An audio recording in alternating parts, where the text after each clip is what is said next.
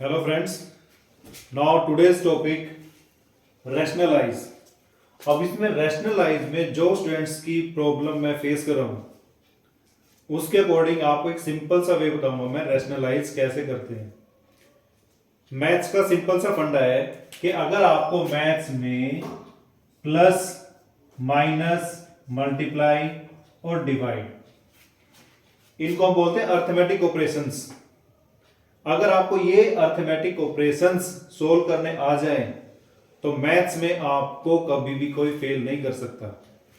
अब इसमें जो आपके पास ये 4 अर्थमेटिक ऑपरेशंस हैं, हमारे पास यहाँ पे जो 12th तक चलता है उसमें 2 टाइप का मैथ्स होता है। एक तो हम जो सोल्व करते हैं अर्थमेटिक यानी जिसमें न्यूमेरिकल नंबर्स होते हैं, रियल नंबर्स होते हैं। एक होता है हमारे पास अलजेब्रा जिसके अंदर हम ABCD वेरिएबल्स यूज करते हैं।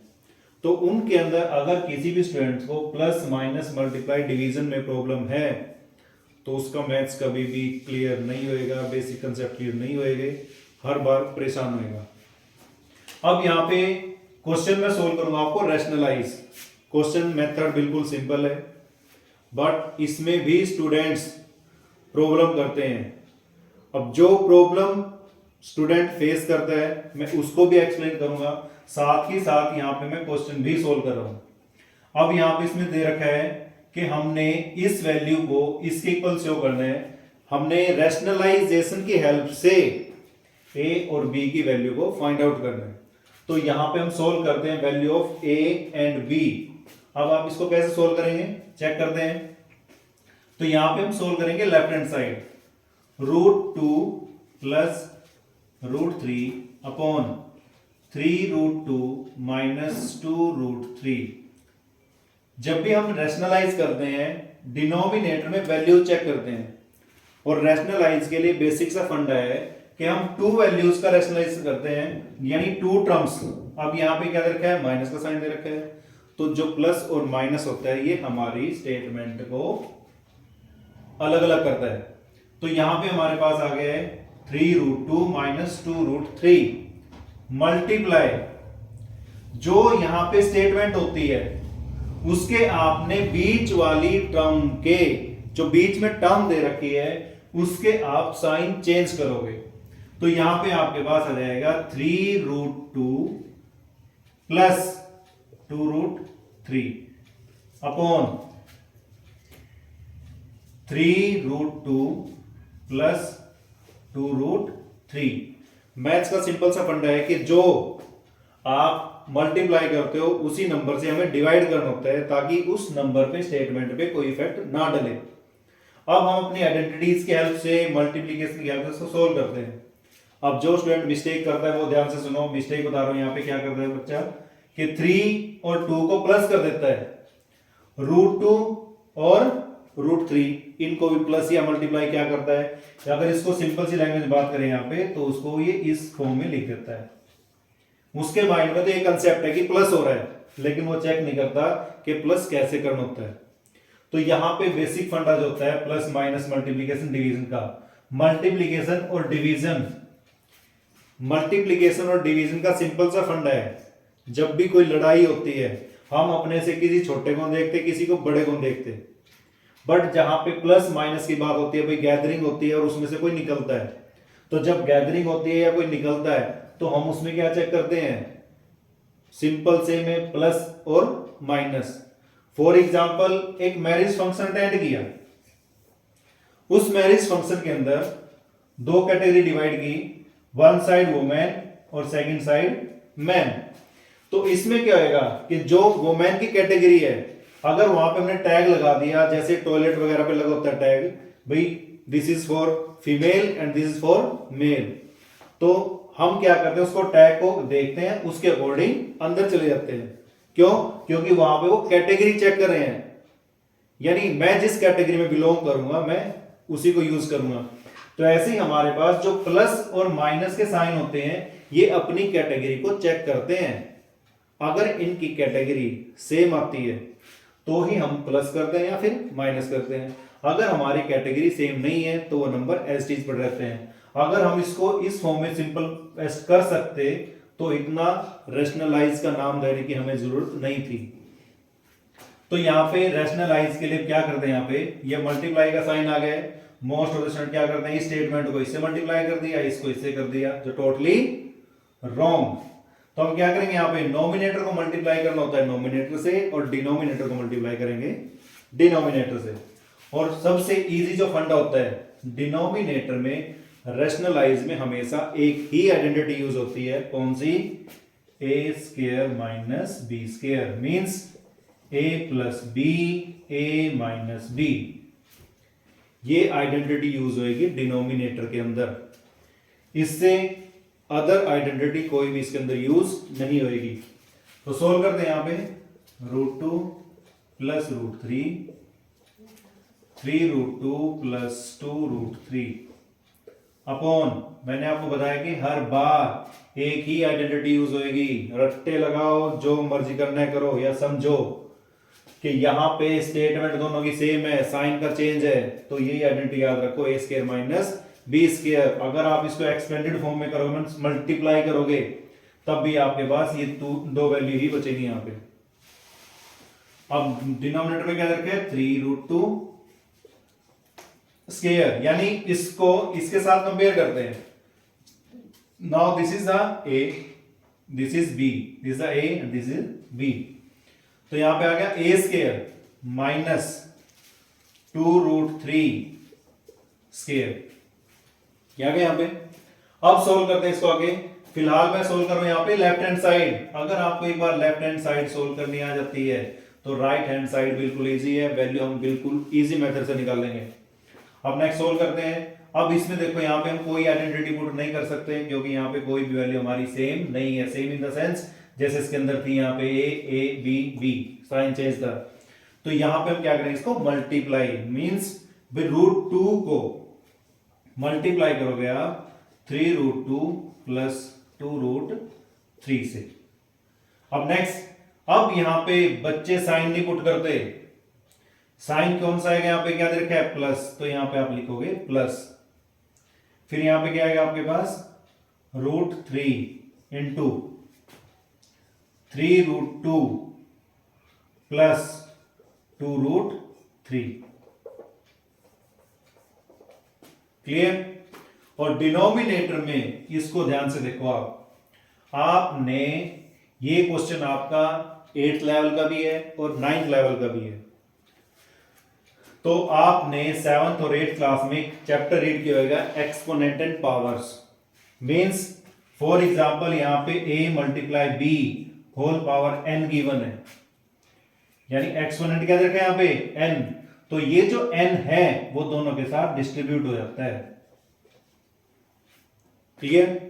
तो सेम फंडा यहां पे यूज होएगा कि ये जो एक्सपोनेंट है 2 है, ये 3 की भी पावर हो जाएगा, 3⁻² into √2 power 2 minus 2⁻² into √3 power 2। Clear.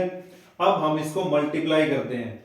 अब जब मल्टीप्लाई करेंगे, मल्टीप्लाई में स्टूडेंट क्या मिस्टेक करता है यहां पे, for example x into x है, तो x को x से मल्टीप्लाई करते हैं, क्या लिखते हैं हम यहां पे, x स्क्वायर।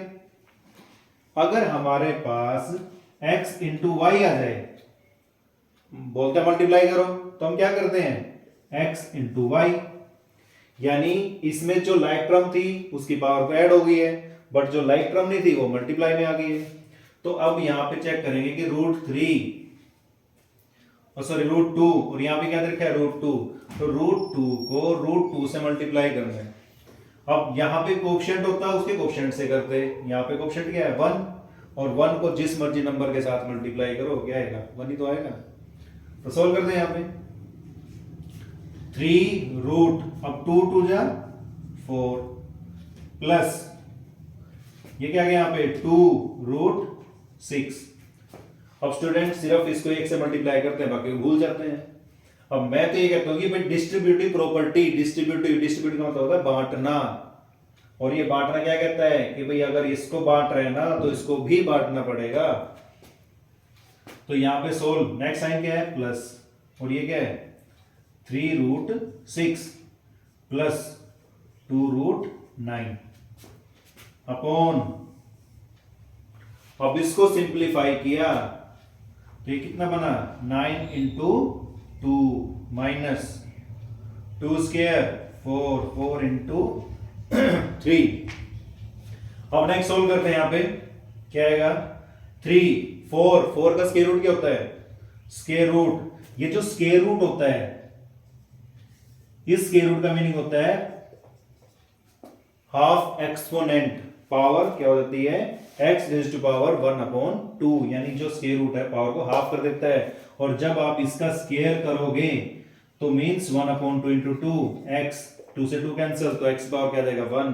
तो ऐसे यहां पे 2 raise to power 2 whole power 1/2 तो वो कैंसिल हो गया तो क्या आ गया 2 4 इंटू 3।